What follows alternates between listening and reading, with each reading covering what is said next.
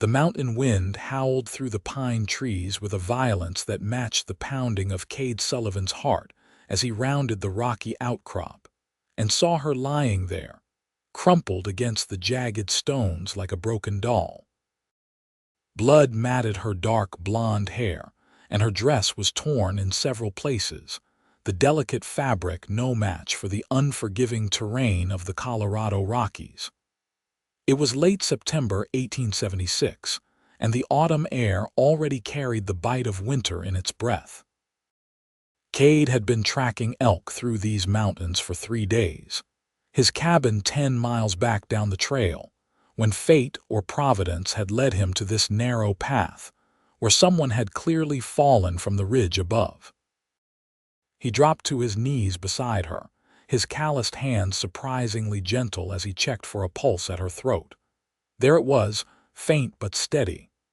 Relief flooded through him even as his mind calculated the challenges ahead. She was unconscious, injured, and miles from any kind of civilization.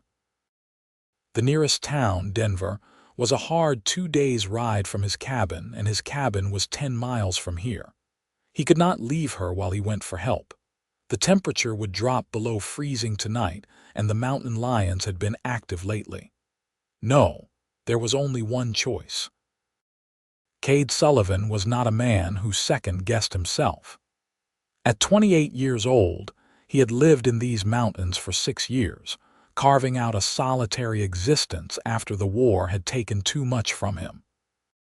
He stood 6 feet 4 inches tall, with shoulders broad enough to carry a deer carcass without strain. His dark hair fell past his shoulders, usually tied back with a leather cord, and his beard was neatly trimmed despite his isolated lifestyle. Muscles built from years of chopping wood, hunting, and surviving in the wilderness rippled beneath his buckskin shirt. He was strong, capable, and utterly alone by choice, until now. He examined her injuries with careful efficiency. A deep gash across her forehead explained the blood, and when he gently probed her ankle through the torn leather of her boot, she moaned softly. Broken or badly sprained, he could not tell which. Her breathing was shallow but regular. She was young, probably early 20s, with delicate features that spoke of a life far removed from these rugged mountains. What was she doing out here alone? Questions could wait. Survival could not. Kade shrugged out of his heavy coat and wrapped it around her, then carefully lifted her into his arms. She weighed almost nothing to a man of his strength, but 10 miles was 10 miles, and the trail was treacherous. He settled her against his chest, her head rolling against his shoulder, and began to walk. The first mile passed in focused silence. Kade kept his breathing steady, his steps sure on the rocky path. He had walked these trails in every season, knew every twist and turn, every loose stone and hidden root. The woman in his arms remained unconscious, which was probably a mercy given the pain she would feel when she woke. He could feel the heat of fever beginning to build in her body, feel the slight tremors that ran through her limbs. She needed warmth, shelter, and medical attention in that order. By the second mile, his arms were beginning to ache, but Kade barely noticed. He had carried heavier loads over worse terrain. His mind worked through what he would need when he got her home. Clean water, bandages, herbs for fever and pain. He had learned much about healing in his years alone, necessity being a harsh but effective teacher. His cabin was well stocked with supplies, including a few precious items he had traded for in Denver on his rare visits to civilization. The sun was beginning its descent toward the western peaks when she stirred for the first time. Her eyelids fluttered, and a soft sound escaped her lips, something between a whimper and a word. Kade looked down at her face, watching as her eyes opened slowly. They were blue, the color of mountain lakes in summer, and filled with confusion and pain. "Easy now," he said, his voice rough from disuse. He spoke little in his daily life, and the sound of his own voice always startled him slightly. "You have had a bad fall. I am taking you somewhere safe." Her lips moved, but no sound came out. Her eyes searched his face, and he saw the moment fear flickered in them. She tried to pull away, but her strength was gone, and the movement only caused her to gasp in pain. "I mean you no harm," Kade said firmly. "You are hurt. My cabin is about 7 miles ahead. You need help." She stared at him for a long moment, and he could see her trying to make sense of her situation, trying to decide if she should trust him. Finally, she gave a small nod, and he felt some of the tension leave her body.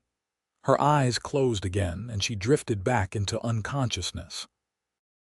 The 3rd and 4th miles tested even Kade's considerable endurance. The path descended steeply here, requiring careful footwork to avoid loose scree that could send them both tumbling down the mountainside. Sweat ran down his back despite the cold air, and his shoulders burned with the sustained effort. But he did not slow down. The sun was sinking faster now, and he wanted to reach his cabin before full darkness fell. She woke again during the 5th mile, and this time her eyes were clearer, more focused. She looked up at him, and he saw intelligence in her gaze, saw her assessing him just as he had assessed her. "Who are you?" Her voice was barely a whisper, rough with pain and thirst. "Kade Sullivan. I live in these mountains. I fell." The words came slowly, as if she was remembering. "The path crumbled. I fell so far. You are lucky to be alive," he said bluntly. "That ridge is a 40-foot drop in places. My father—" Sudden panic flooded her eyes. "He was ahead of me on the trail." "Does he know I fell?" Kade's jaw tightened. "I saw no one else. When did you lose sight of him?" "I do not know. Hours, maybe. We were traveling to Denver.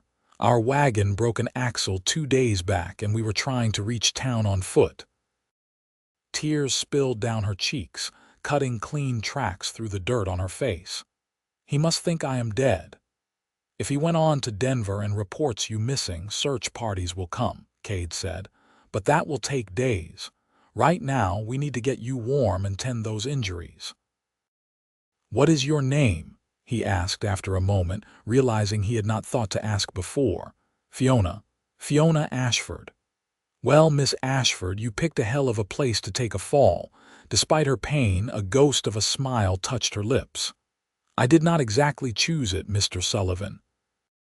"Kade," he corrected. "Out here we do not stand on formality." She nodded, then winced at the movement. "Everything hurts." "I imagine it does. Try to stay still. We are not far now." The 6th and 7th miles passed in a blur of determination and growing darkness. Kade's entire body screamed in protest, muscles burning with the sustained effort, but he pushed through it. He had endured worse. The war had taught him that a man could survive almost anything if he refused to quit. Fiona drifted in and out of consciousness, sometimes murmuring words he could not quite catch, other times lying silent and still against his chest. He could feel her fever rising, could feel her body beginning to shake with chills despite being wrapped in his heavy coat. Infection was setting in, which meant he would have to clean her wounds thoroughly, no matter how much it hurt her. The familiar landmarks began to appear. The lightning struck pine that marked the turnoff to his cabin. The small creek that ran year-round, fed by snowmelt from the higher peaks. The stack of firewood he had left beside the trail last week. They were close now, so close. Full darkness had fallen by the time his cabin came into view, a solid structure of hewn logs nestled in a small clearing. Smoke should have been rising from the chimney, but the fire had long since died in his absence. That would be his first task after getting Fiona inside. He carried her up the 3 steps to his porch and kicked the door open. The interior was dark and cold, but it was shelter. He navigated by memory to his bed, a simple frame with a corn husk mattress and several thick blankets. Gently, he laid Fiona down, and she moaned softly as her body sank into the relative softness. "I need to make a fire," he told her. "It will be warm soon." She did not respond, lost again to unconsciousness or sleep. He could not tell which. Kade moved with practiced efficiency. Within minutes, he had kindling arranged in the stone fireplace and sparked to life with flint and steel. He added larger pieces of wood, building the fire until it roared and began to push back the cold. Then he lit the oil lamps that hung from the walls, filling the cabin with warm, golden light. His home was simple but well-maintained. A single large room served as kitchen, living space, and bedroom. Shelves lined one wall, stocked with preserved foods, ammunition, and various tools and supplies. A rough-hewn table with 2 chairs occupied the center of the room. His few personal possessions were stored in a trunk at the foot of the bed. It was a bachelor's cabin, functional and spare, lacking any softness or decoration. Now it held a woman who needed his help. Kade filled a pot with water from the barrel by the door and set it over the fire to heat. Then he gathered his medical supplies such as they were. Clean cloth for bandages, a bottle of whiskey for disinfecting wounds, needle and thread for stitching if needed, dried yarrow and willow bark for fever and pain. He had learned which plants could heal and which could harm, learned through trial and error, and advice from an old Ute medicine man he had befriended years ago. When the water was warm, he carried it to the bedside along with his supplies. Fiona lay motionless, her face pale except for 2 bright spots of color on her cheeks from the fever. Her breathing was fast and shallow. "Miss Ashford," he said, touching her shoulder gently. "Fiona, I need to clean your wounds. This is going to hurt." Her eyes opened, glazed with fever and pain. She nodded weakly. Kade worked with as much gentleness as his large hands could manage. He cleaned the gash on her forehead first, using warm water and cloth to wash away the dried blood and dirt. The cut was deep but clean, and he decided it would heal without stitches if he bandaged it properly. She hissed in pain but did not cry out, and he felt a grudging respect for her toughness. Her ankle was worse. When he carefully removed her boot and stocking, he saw the swelling, the mottled bruising already spreading across the joint. He probed gently and she gasped, her hands clenching in the blankets. "I do not think it is broken," he said after a careful examination. "But it is a bad sprain. You will not be walking on it for weeks." "Weeks?" She sounded dismayed. "Weeks," he confirmed. He wrapped the ankle tightly, providing support, then elevated it on a folded blanket. "You are lucky that is all you have from a fall like that." He checked her over for other injuries, finding various bruises and scrapes but nothing as serious as the head wound and ankle. When he was satisfied he had treated everything, he made her drink willow bark tea for the pain and fever. She grimaced at the bitter taste but drank it all. "Thank you," she whispered when he was done. "You saved my life." "Do not thank me yet. You are not out of danger. That fever needs to break." "I should not be in your bed. Where will you sleep?" Kade looked at the floor, then at his single chair. "I will manage. You need the bed." Her eyes were already closing again. "I am sorry for the trouble." "No trouble," he said gruffly, though they both knew it was a lie. Having her here changed everything, complicated his solitary existence in ways he had not yet begun to understand. He sat in his chair and watched her sleep, keeping vigil through the long night. Twice he had to change the cool cloth on her forehead when the fever spiked. 3 times she cried out in her sleep, caught in fevered dreams, and he spoke quietly to her until she calmed. He dozed fitfully in the chair, his body exhausted from carrying her 10 miles, but he woke at every sound she made. Dawn broke cold and clear. Frost glittered on the windows, and Kade's breath steamed in the air when he rose to stoke the fire. His body ached in ways that reminded him he was not as young as he used to be, but he ignored the discomfort. He had work to do. He checked Fiona first. Her fever had broken sometime before dawn, and she slept peacefully now, her breathing deep and even. Color was returning to her face, replacing the alarming pallor of the night before. She would be all right, he thought with relief. She was stronger than she looked. Kade stepped outside into the crisp morning air. His breath misted and frost crunched beneath his boots. He needed to hunt, needed to replenish his supplies now that he had another mouth to feed. But first, he should probably do something about his appearance. He had been in the mountains for weeks, and he probably looked more wild man than civilized human. He washed in the icy water of the creek, then used his knife to trim his beard to a more reasonable length. He tied his hair back, changed into a clean shirt. When he caught himself wondering what Fiona would think when she saw him properly, he stopped short. What did it matter what she thought?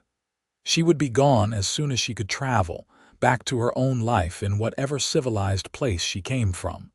This was just a temporary situation. But when he went back inside and found her awake, watching him with those blue eyes, something in his chest tightened in a way that had nothing to do with his sore muscles. "Good morning," she said softly. "I hoped last night was not all a terrible dream." "More like a terrible reality," Kade said, but his voice held no harshness.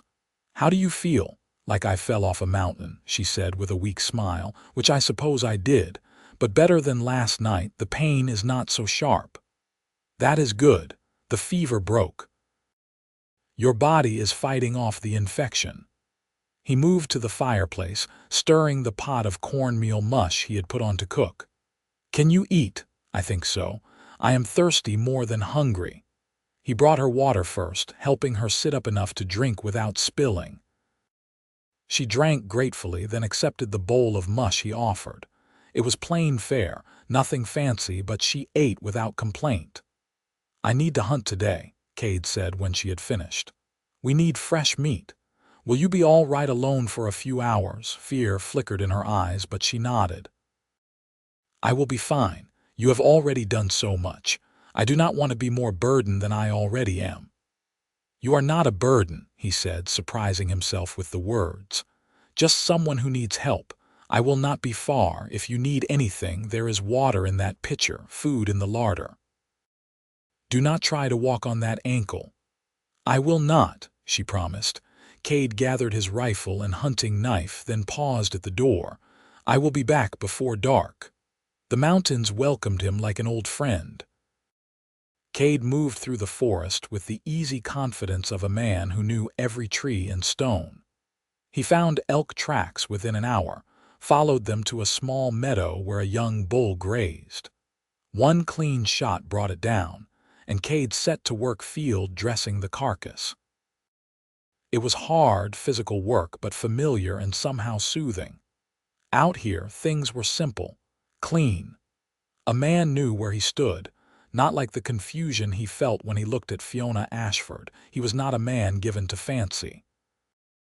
Women had been scarce in his life since he had come to these mountains, and he had told himself he preferred it that way. He had loved once before the war, but she had not waited for him. When he came back broken and angry, she had already married someone else, someone who had stayed safe at home. That betrayal had driven him west, into these wild places where a man could forget. But he had not forgotten. He had just buried it deep. Now here was Fiona, helpless and hurt, depending on him completely. And when she looked at him with those blue eyes, something long dormant stirred in his chest. It frightened him more than any mountain lion or grizzly bear ever had. He hauled a quarter of the elk back to the cabin, leaving the rest hanging in a tree to retrieve later. The sun was past its zenith when he arrived home, and he could see smoke rising from the chimney. Fiona must have fed the fire. Good. She had some sense then and some strength despite her injuries. She was sitting up in bed when he entered, and she smiled when she saw him. You were successful. Always am, he said, perhaps a bit more gruffly than necessary. He did not want her to see how that smile affected him. We will eat well tonight. He spent the afternoon butchering the meat, setting some aside for immediate use, and preparing the rest for smoking and drying. It was bloody, messy work, but necessary. Winter was coming, and meat was survival. Fiona watched him from the bed, and he was acutely aware of her gaze. Once he caught her looking at his arms, at the muscles that flexed and moved as he worked. When their eyes met, she looked away quickly, color rising in her cheeks. Something about that pleased him more than it should have. "Tell me about yourself," she said after a long silence. "How did you come to live alone in these mountains?" Kade kept working, not looking at her. "Not much to tell. I came west after the war, found this place, built the cabin, been here ever since." "That is 6 years of life reduced to 3 sentences," Fiona said gently. "But if you do not wish to talk about it, I understand. I am a stranger who has invaded your home." "You did not invade, you fell." "Nevertheless." He was silent for a long moment, focusing on his work. Then, surprising himself, he began to talk. "I was at Gettysburg, Antietam.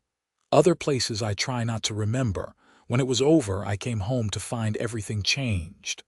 The woman I loved had married another man. My family was gone, scattered. I did not fit in that world anymore. Too much had happened, too much blood, so I came west looking for peace." "Did you find it?"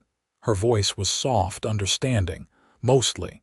The mountains do not ask questions, do not judge. Out here, a man is what he does, not what he has done. That must be lonely." "Lonely is better than the alternative sometimes." Fiona was quiet for a moment. "I lost my mother when I was 12. My father never remarried. He poured himself into his work, into moving from place to place, always chasing the next opportunity. We have lived in St. Louis, Santa Fe, and now we were traveling to Denver, where he has been promised a position with a mining company. I think he has been lonely too all these years, but he fills it with movement and work instead of solitude."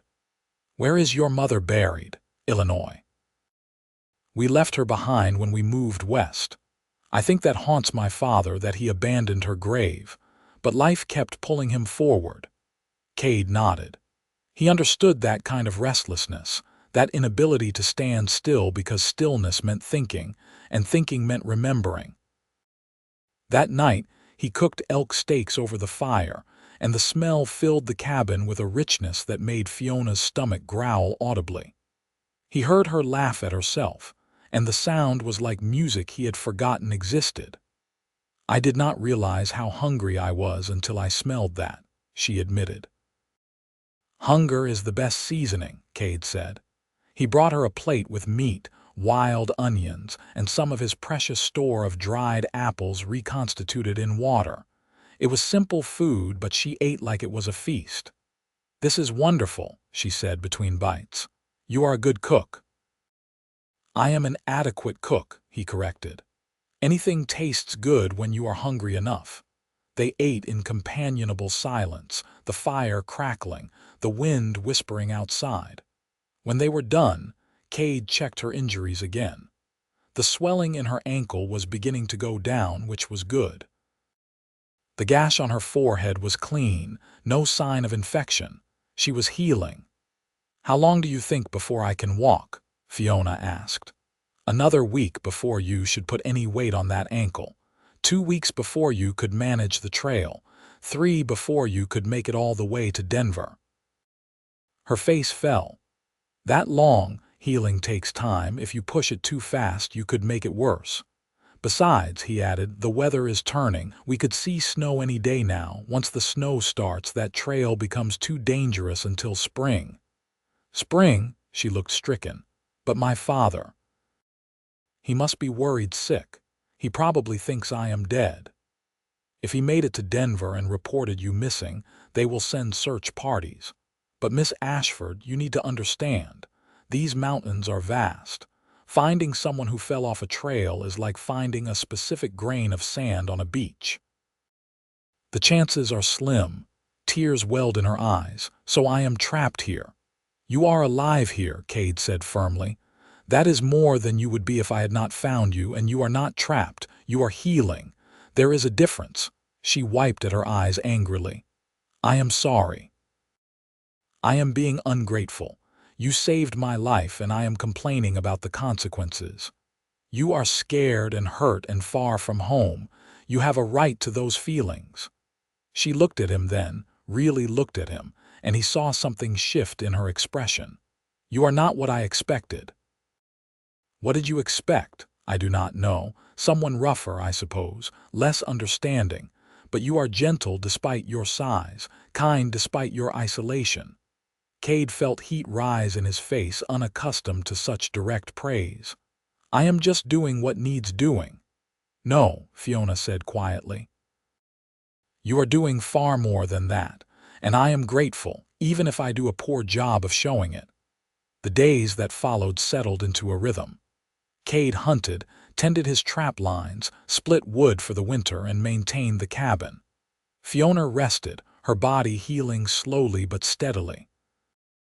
They talked in the evenings, sharing stories of their lives, their pasts, their dreams. Kade found himself looking forward to those conversations, to the sound of her voice filling the empty spaces of his cabin. She told him about growing up in Illinois, about her mother's illness and death, about the loneliness of being the only woman in a household of men, her father and 2 younger brothers who had both died of fever 3 years ago. She talked about books she loved, places she had seen, things she hoped to do someday. Her voice was animated when she spoke of her dreams, and Kade found himself imagining those dreams as if they could be his own. He told her things he had never told anyone.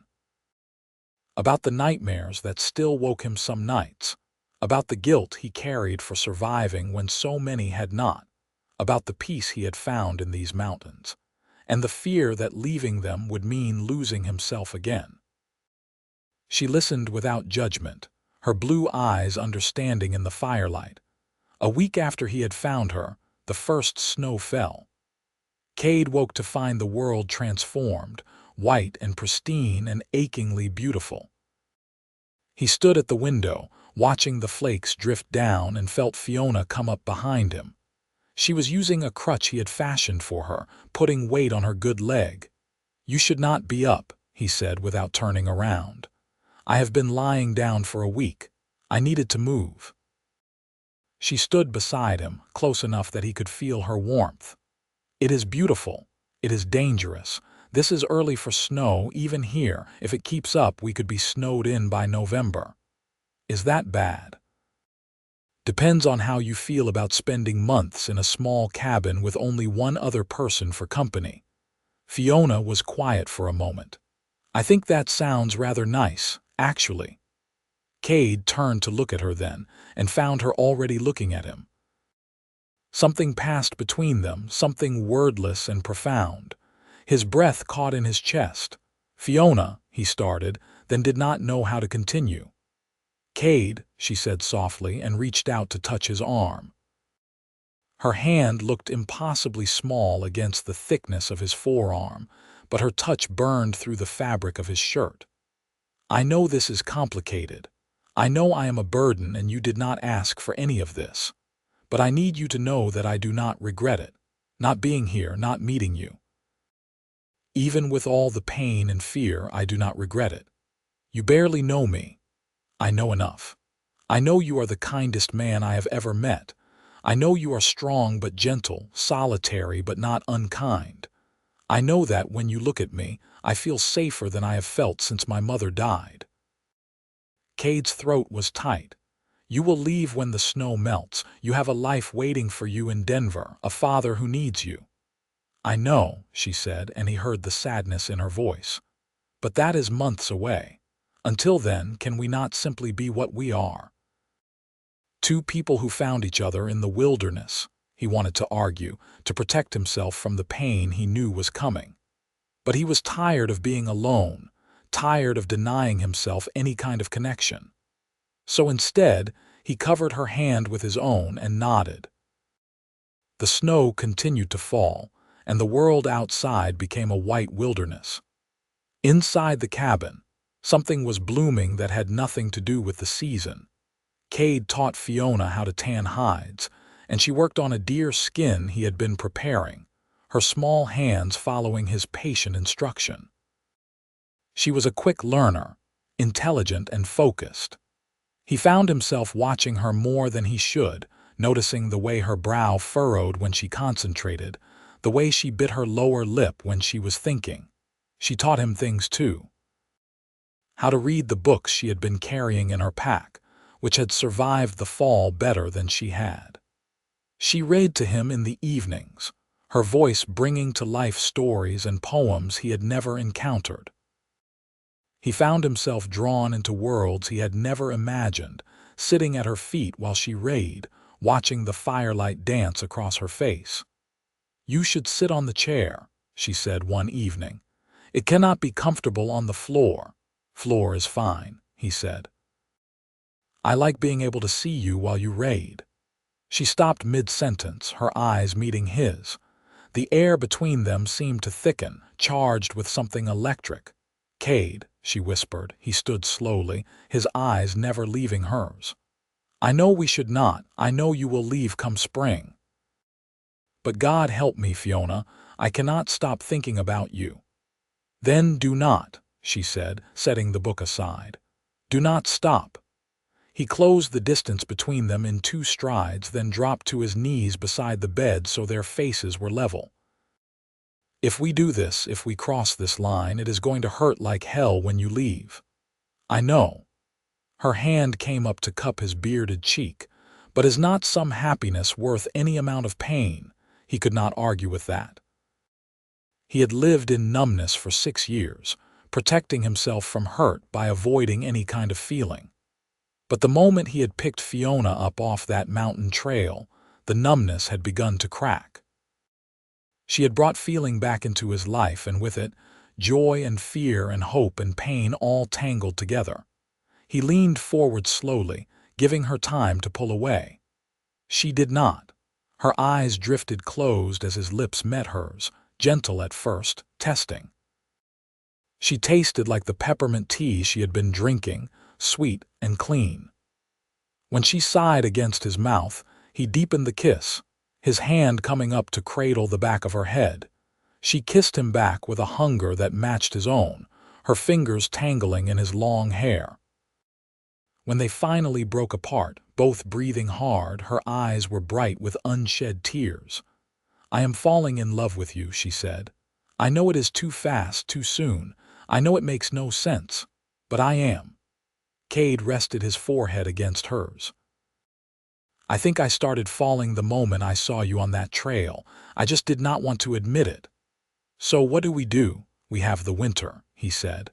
"Let us not waste it worrying about spring." November came, and with it more snow. The trail to Denver became impassable, buried under 3 feet of powder. They were cut off from the world, alone together in their small cabin. For Kade, it felt less like a prison and more like paradise. Fiona's ankle healed slowly.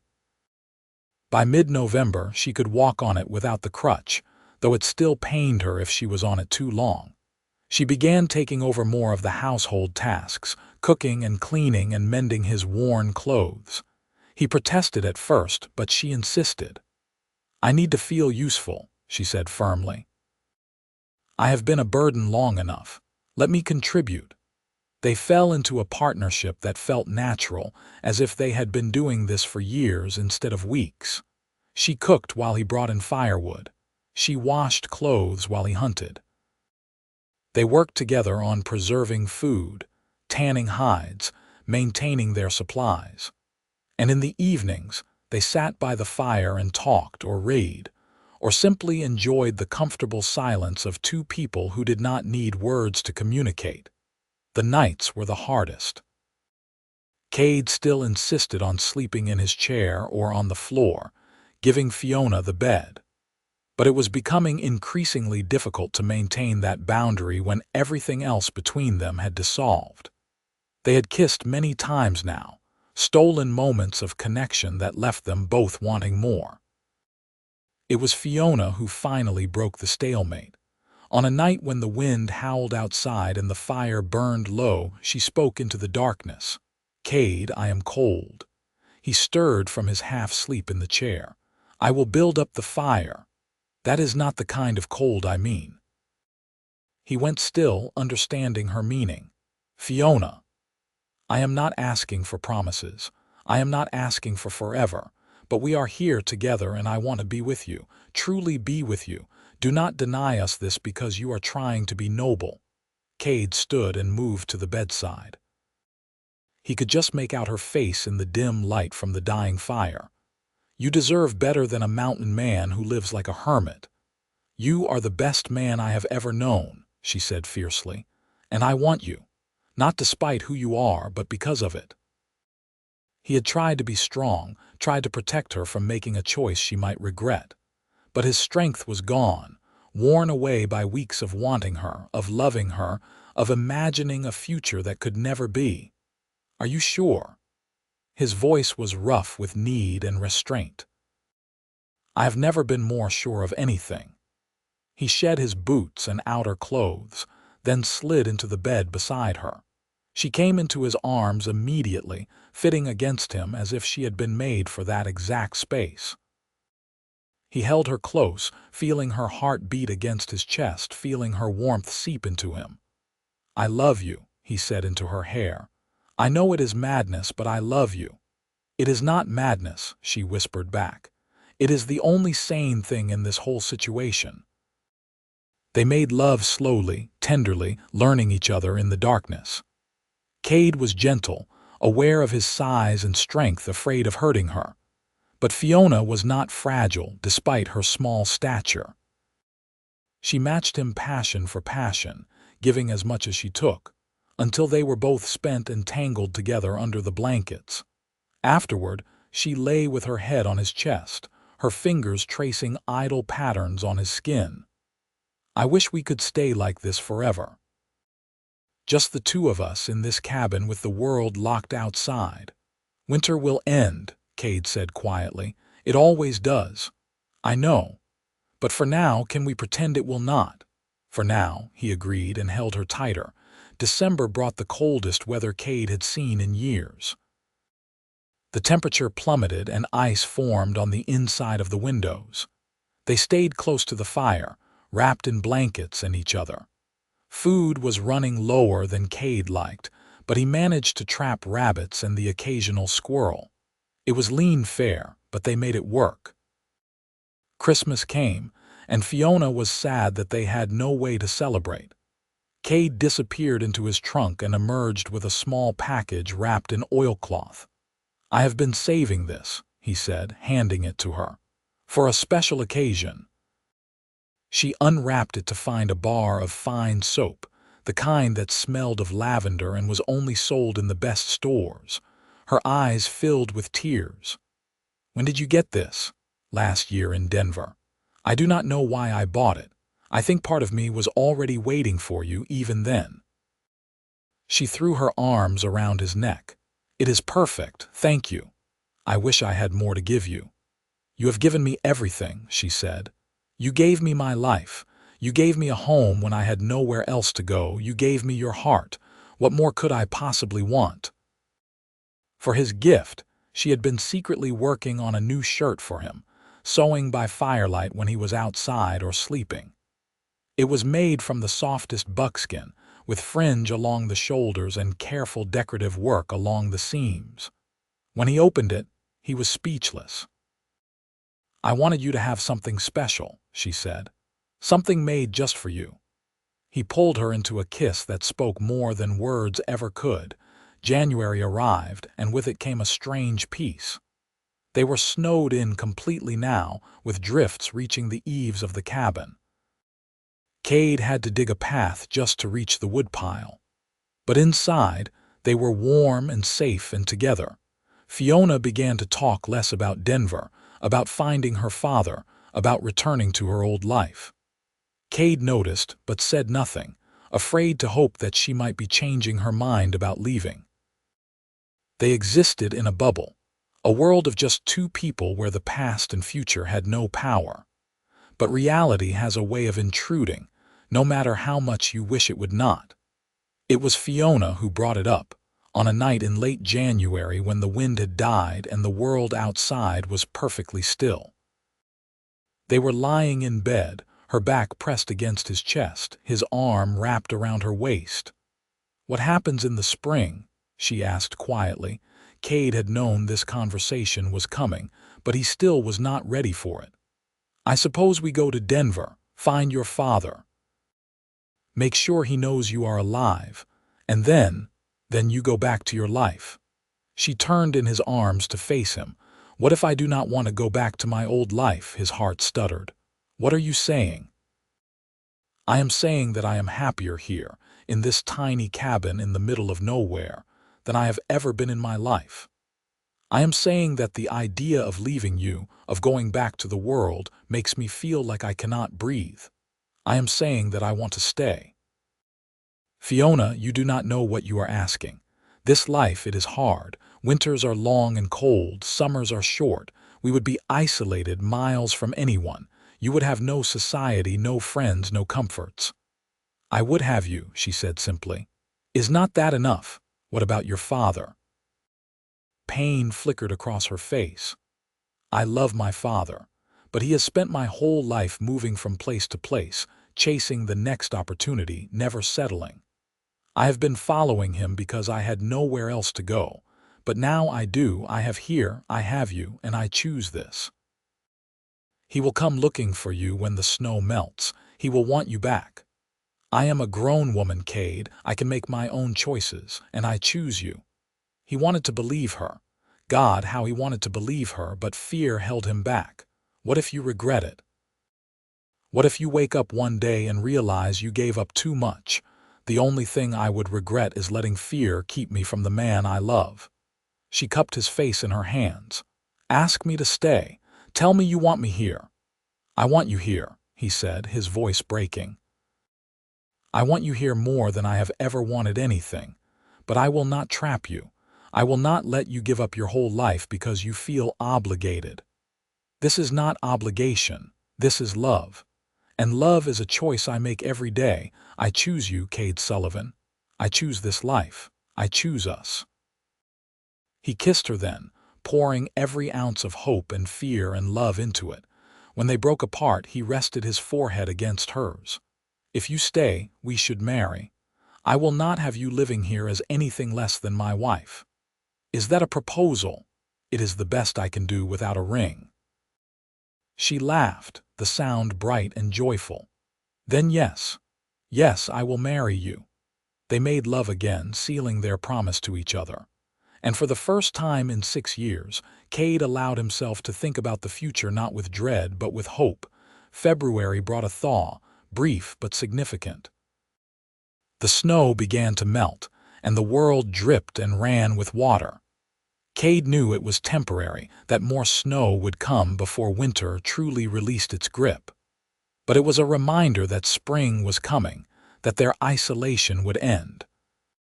"We should go to Denver when the trail clears," Fiona said one morning. "To find my father and to marry properly, I want to do this right." "Are you sure? Once we go to town, once your father knows, there will be no going back." "I do not want to go back," she said firmly. "I want to go forward with you." They made plans. They would wait until the trail was passable, then make the journey to Denver. It would take several days, and they would need to bring supplies. Kade would need to leave the cabin secured, in case they were gone longer than expected. There was much to prepare. But fate, it seemed, had other plans. In mid-February, on a day when the sun shone bright and the snow sparkled like diamonds, they heard something that made them both freeze. Dogs barking, men's voices calling out, the sound of horses crunching through the snow. "Someone is coming," Fiona said, her eyes wide. Kade grabbed his rifle and moved to the window. Through the trees he could see movement. A group of men on horseback, maybe 6 or 7 of them. They were following the trail toward his cabin. "Stay inside," he told Fiona. "Let me handle this." He stepped out onto the porch, rifle held loosely but ready. The riders emerged from the trees, and Kade could see they were dressed for rough travel, bundled against the cold. At the front of the group was a man in his 50s, his face weathered but kind, his eyes scanning the cabin desperately. "That is my father," Fiona breathed from the doorway behind him, and before Kade could stop her, she was pushing past him, limping down the steps into the snow. "Father!" The man's head snapped toward her and his face transformed. "Fiona, Fiona!" He was off his horse and running toward her in seconds, catching her in his arms. "My God, you are alive! You are alive!" She was crying, laughing, holding on to him as if she might never let go. "I am all right, Father. I am all right." Kade stood on the porch, watching the reunion, feeling like an intruder in his own home. The other men dismounted, giving father and daughter space but clearly relieved to have found her alive. Finally, Fiona's father looked up at Kade. His eyes were sharp, assessing. "You are the one who saved her. I found her on the trail," Kade said. "She was hurt. I brought her here and nursed her back to health. Then I owe you a debt I can never repay." The man climbed the steps and extended his hand. "Frederick Ashford, thank you for saving my daughter's life." Kade shook his hand. "Kade Sullivan, I only did what anyone would have done." "That is not true, and we both know it." Frederick looked back at Fiona, who was being helped up the steps by one of the other men. "We have been searching for months. I feared the worst. When the first search parties found nothing, everyone told me to give up, that she could not have survived. But I refused to believe it." Inside the cabin, the men crowded in, bringing cold air and the smell of horses and leather. They looked around with undisguised curiosity, taking in the single room, the single bed. Kade saw the moment some of them understood the implications, saw the looks they exchanged. Frederick saw it too. His face hardened. "Gentlemen, give us the room. Wait outside." The men filed out reluctantly, and the door closed behind them. Frederick turned to face Kade and Fiona, who stood side by side, her hand in his. "Tell me what happened," Frederick said. "All of it." Fiona spoke, her voice steady despite the tension in the room. She told him about the fall, about waking up in Kade's arms as he carried her down the mountain. She told him about the fever, the long recovery, the first snow that trapped them. She did not tell him about falling in love, but Kade suspected a father could see that for himself. When she finished, Frederick was quiet for a long moment, then he looked at Kade. "You took care of her." "I did my best. She slept in your bed. She was injured. It was the only bed." "And where did you sleep?" Kade met his eyes steadily. "Wherever she was not." "Is that still true?" The silence stretched. Fiona squeezed Kade's hand and he drew strength from her touch. "No, sir," he said. "It is not." Frederick's jaw tightened. "You took advantage of my daughter while she was injured and alone with no one to protect her." "Father, no," Fiona interjected. "It was not like that. I wanted him. I chose him." "You were isolated, hurt, vulnerable. You did not know what you were choosing." "I am 23 years old," Fiona said, her voice rising. "I am not a child, and I love him. We are going to be married." Frederick looked between them, his expression torn. "Married? To a mountain man who lives like a hermit? Fiona, think about what you are saying. Think about your future." "I have thought about it. I have thought about nothing else for weeks, and this is what I want. He is what I want." "You cannot possibly understand what you are giving up. Civilization, society, comfort, safety, all for what? A hard life in the middle of nowhere with a man you barely know." "I know him better than I have ever known anyone," Fiona said fiercely. "And he knows me. He saw me at my worst, my most broken, and he did not turn away. He carried me 10 miles through the mountains. He nursed me through fever. He gave me everything and asked nothing in return. That is the kind of man I want to spend my life with." Frederick turned to Kade. "And you, what do you say? Do you really think you can make her happy out here?" "No," Kade said honestly. "I do not think I can make her happy, but I think we can make each other happy if we work at it. I love your daughter, Mr. Ashford. I did not plan to, I did not want to. But I do, and I will spend the rest of my life trying to be worthy of her." Pretty words, but words are easy. Living this life, that is hard. I know it is hard.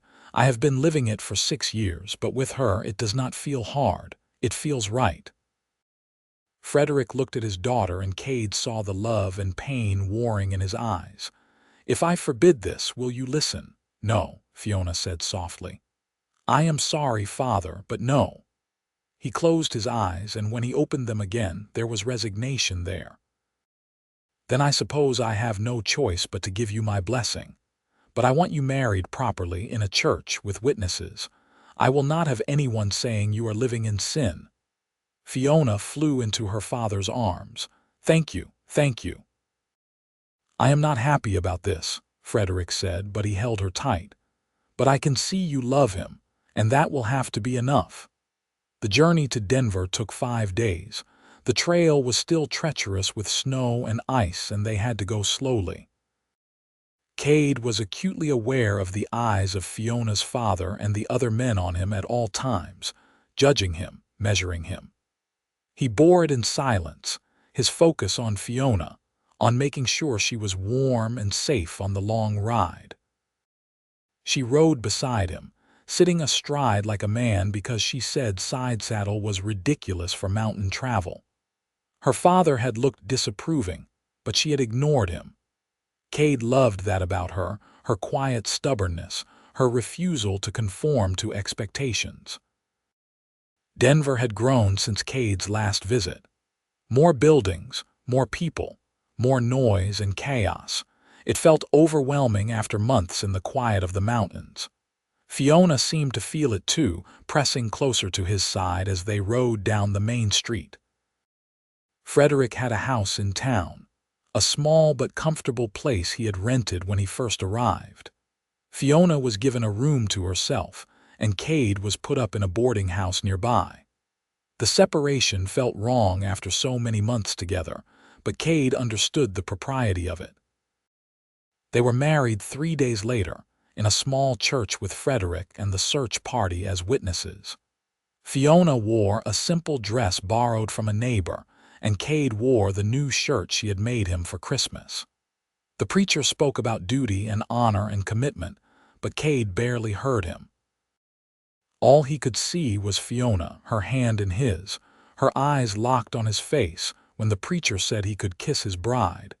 Kade did so gently, aware of all the eyes on them.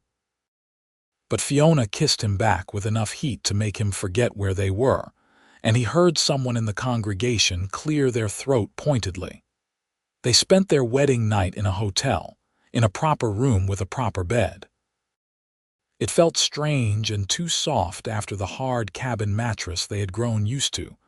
They made love with the window open, letting in the cold night air that reminded them of home. "When can we go back?" Fiona whispered afterward. "Whenever you want," Kade said. "I have no ties here." "What about supplies? Do we need anything? We could use flour, sugar, maybe some seeds for a garden come spring, and I should check on my trap lines, make sure no one has disturbed them. Then let us go soon. I miss our cabin, I miss our life.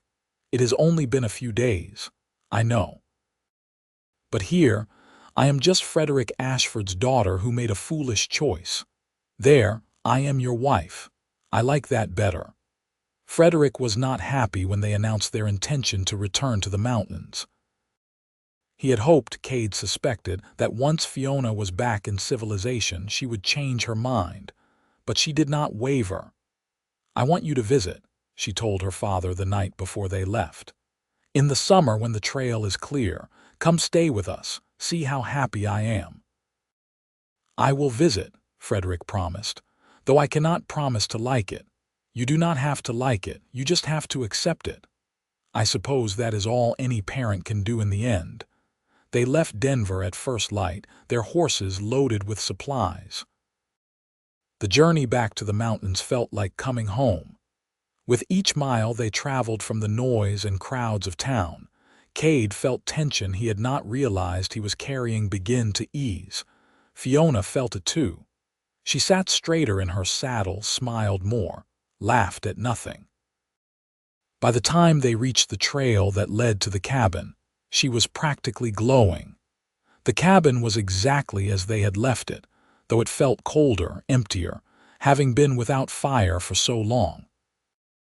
Kade had it warm again within the hour, and Fiona set about unpacking their supplies and making the place feel like home.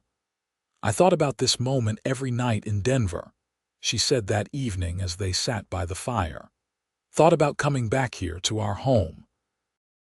"Are you sure you do not regret it, giving up the comforts of town?" "I am completely sure." She came to sit on his lap, her arms around his neck. "This is where I belong. With you in this place we have made ours. I do not need society or fancy things. I just need you." "You have me," he said, his voice rough with emotion. "For as long as you want me. Forever then. Forever." Spring came in a rush of melting snow and budding trees. The world transformed from white to green seemingly overnight. Kade taught Fiona how to fish the streams, how to identify edible plants, how to read the signs of weather and wildlife. She was an eager student, soaking up everything he taught her. They planted a garden in a small clearing near the cabin, putting in all the seeds they had brought from Denver.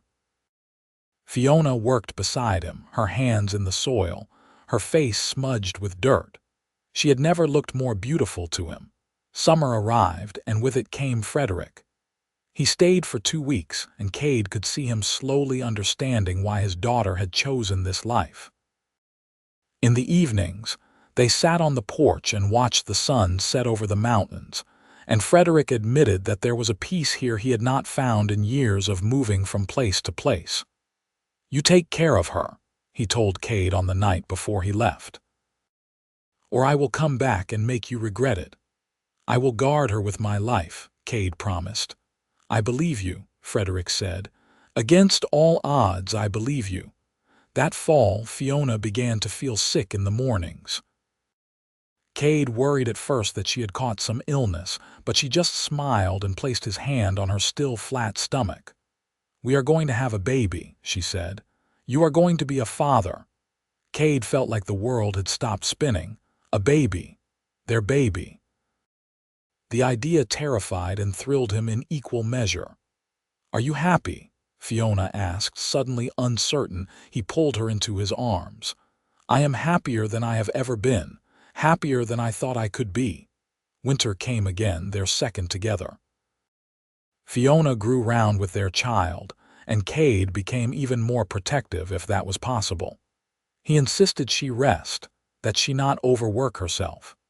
She complained that he was fussing, but he could see she was pleased by his attention. In February, during a snowstorm that rattled the windows and piled drifts against the door, their son was born. Kade delivered the baby himself, his hands shaking as he caught the tiny, squalling body. It was the most terrifying and wonderful moment of his life. They named him Luke, after Kade's brother who had died at Antietam. Fiona held the baby against her chest, tears running down her face, and Kade knew that his life was complete in a way he had never imagined possible. Frederick came again in the summer, and wept when he held his grandson. "He looks like you did at that age," he told Fiona. "Same eyes." "He has Kade's stubbornness," Fiona said with a laugh. "He is strong-willed already." "He is a Sullivan," Kade said proudly. "Of course he is strong-willed." The years passed in a rhythm of seasons. Luke grew from baby to toddler to child, learning the mountains as his father had learned them. He was fearless and curious, always wanting to explore, to see what was over the next ridge. Kade taught him to hunt and fish, to respect the land and the animals they shared it with. When Luke was 3, Fiona became pregnant again. This time the birth was easier, and they welcomed a daughter they named Sarah after Fiona's mother. She was quieter than her brother, more thoughtful, but with a core of steel that reminded Kade of her mother. Frederick became a regular visitor, coming each summer to spend time with his grandchildren. He had retired from his mining position and now lived comfortably in Denver, but Kade suspected he was lonely.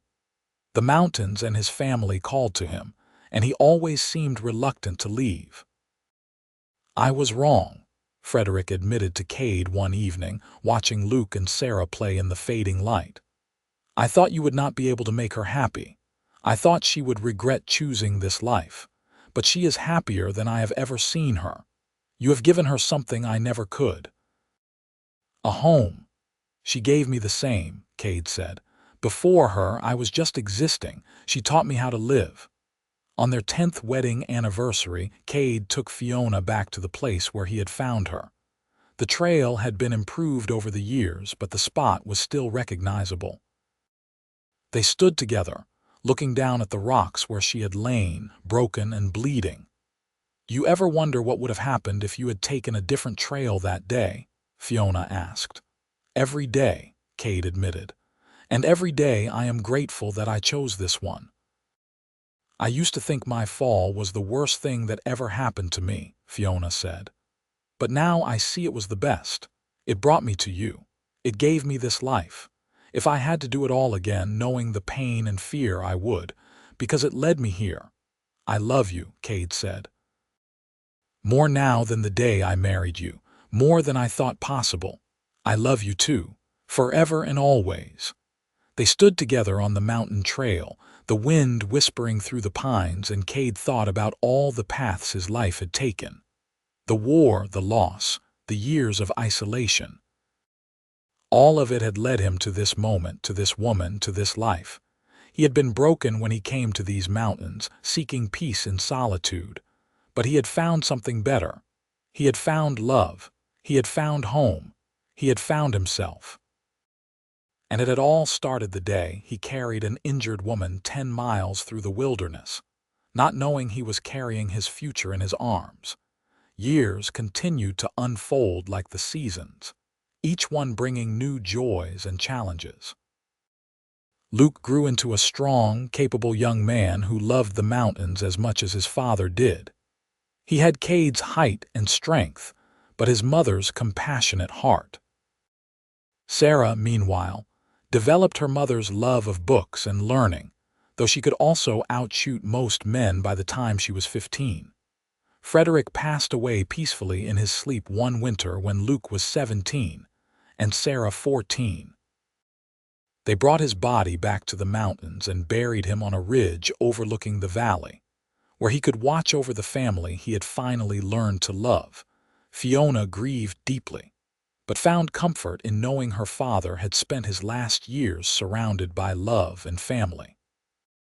He had finally stopped running, finally found peace in the very place he had once feared would steal his daughter away. As Kade and Fiona grew older, they began to slow down. The harsh winters were harder on aging joints, and the steep mountain trails became more challenging. But they never considered leaving. The mountains were in their blood now, part of their very identity.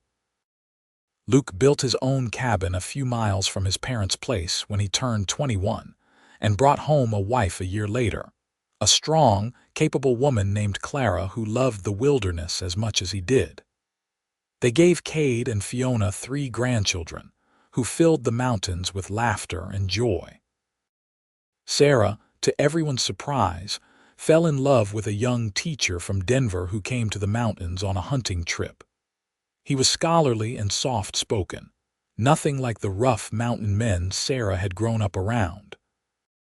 But he loved her fiercely, and more importantly, he was willing to learn the ways of the mountains to be with her. They split their time between a small house in Denver and a cabin near Sarah's family, giving their children the best of both worlds. On their 30th wedding anniversary, Kade and Fiona sat on their porch as they had done thousands of times before, watching the sun set over the peaks. They were both grayer now, their faces lined with age and weathered by wind and sun. But when Kade looked at Fiona, he still saw the young woman he had carried down the mountain all those years ago. "You have any regrets?" he asked her, a question he had asked many times over the years. "Not a single one," she answered, the same answer she always gave. "You. Only that I did not find you sooner, that we did not have more years together." "We have had a lifetime," Fiona said, taking his hand.